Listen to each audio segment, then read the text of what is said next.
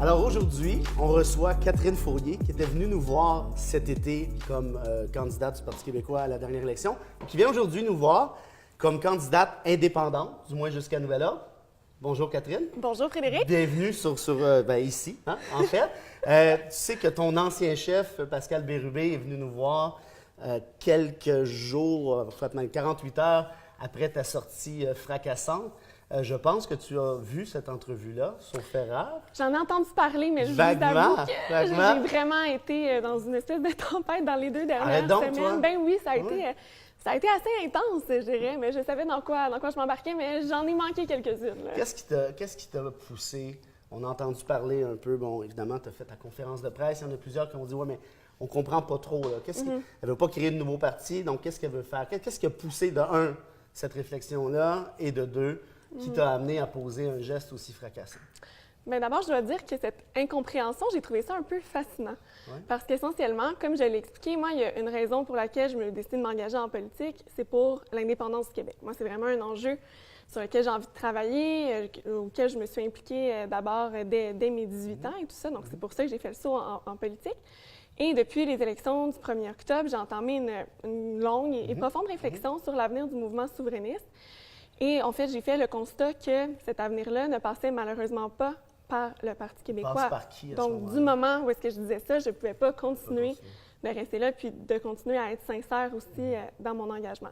Pourquoi je considère qu'il ne passe pas par le Parti québécois? C'est parce que malheureusement, le Parti québécois a arrêté de rassembler une assez grande coalition de souverainistes pour être en mesure de d'abord prendre le pouvoir, puis ensuite de réaliser l'indépendance.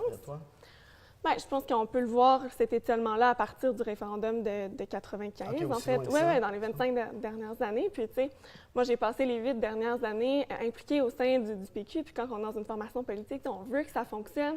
J'ai eu beaucoup d'espoir. J'ai travaillé fort. J'en ai consacré des heures et des heures, autant comme bénévole que comme députée, à essayer de convaincre les gens de nous suivre. Mais j'ai vu les limites de ça, bien sûr, aussi dans la dernière campagne électorale, mais beaucoup par des discussions que j'ai eues avec beaucoup de gens, autant des anciens qui ont quitté le Parti québécois, donc des souverainistes de tous les horizons, mais également des gens qui ne se décrivent pas nécessairement comme des souverainistes, mais qui sont néanmoins intéressés par la question nationale, mais n'étaient pas du tout intéressés à entendre parler du PQ. Qu'est-ce que tu réponds à ceux et celles qui te reprochent d'avoir quitté de manière spectaculaire, alors que le parti travaille justement à cette réflexion-là, à cette refondation, comme on l'appelle maintenant? Bien, il y a eu beaucoup de tentatives de renouvellement du Parti québécois depuis 25 ans. Je veux bien qu'il y en ait une autre, puis je suis certaine que les personnes qui le font, elles le font de bonne foi. Puis moi, je respecte entièrement les gens qui croient en cette démarche-là, qui choisissent de le faire à l'interne. Mais personnellement, je ne crois pas que cette démarche-là va donner des résultats différents. Et même, je crois qu'il est trop tard. Je crois que même s'il y a une réforme, les Québécois ont déjà tourné la page sur le Parti québécois. Donc, à ce moment-là, moi, je le compare beaucoup à une relation. Tu sais, si au début, dans un couple, on voit qu'il y a des choses qui ne fonctionnent pas. Ça devient plus human.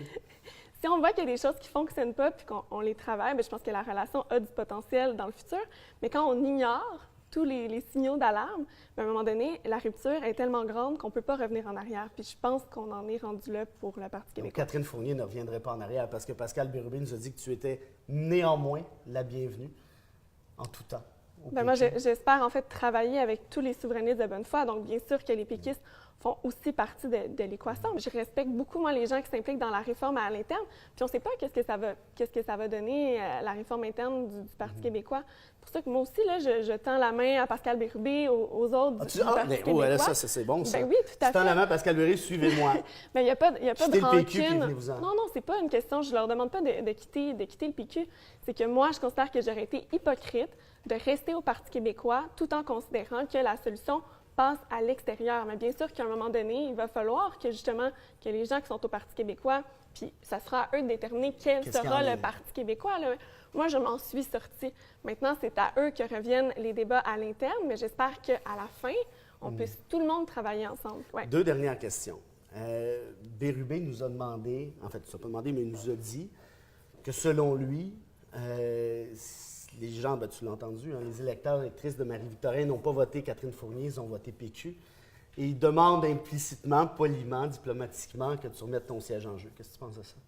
Bien, comme j'ai répondu dans d'autres entrevues que j'ai eu l'occasion de faire, au même compte, on peut se demander si le Parti québécois aurait gagné la circonscription de Marie-Victorin si ce n'était pas de mon travail, du dévouement que j'ai investi, puis du lien que j'ai aussi avec mes concitoyens. Est-ce que tu te sens mal à l'aise actuellement? Je me sens pas du tout mal à l'aise parce que moi, je suis la même Catherine Fournier que le 1er octobre. J'ai les mêmes convictions.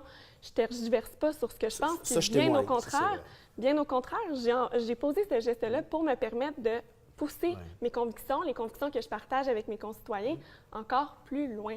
Une dernière rapidement. À tout le monde en parle, que je n'ai pas regardé. J'étais à Ottawa. Ils t'ont cité. Non, mais écoute, grâce à toi, ils m'ont cité. Moi, j'étais dans un restaurant à Ottawa, imagine-toi, à 9h30 le soir. Et là, mon Messenger est inondé, mes textos. Tout le monde en parle. Je dis, c'est quoi cette histoire-là? Catherine Fournier a dit qu'elle ne savait pas de quoi tu parlais. J'ai dit, c'est quoi cette histoire de fou-là? Et là, j'ai compris que... Tu vas pouvoir m'expliquer, c'est ça? Non, toi, tu vas m'expliquer. Je veux dire, tu fais quand même pas ça tout seul, là. Ossan, Plamondon, Bureau-Blouin, ils sont avec toi là-dedans, ça se peut pas. Tu n'es pas parti comme ça d'un coup. Puis ce que je dis là, c'est absolument rien de paternaliste, comme certains laissaient entendre aussi Ossan, qui amène plus ça, je trouve ça dégueulasse, sexiste à là, c'est mon oncle à soi. Là. On s'entend. Là, c'est décourageant d'entendre ça. Oui, pour pas dire parfaitement farfelu et insultant. C'est pas là du tout là que je vais. Évidemment, je te parle d'un regroupement. Je veux dire, tu n'as pas fait ça sur un coup de tête. Non, mais c'était pas un coup de tête. Comme je dis, je mûris cette décision-là.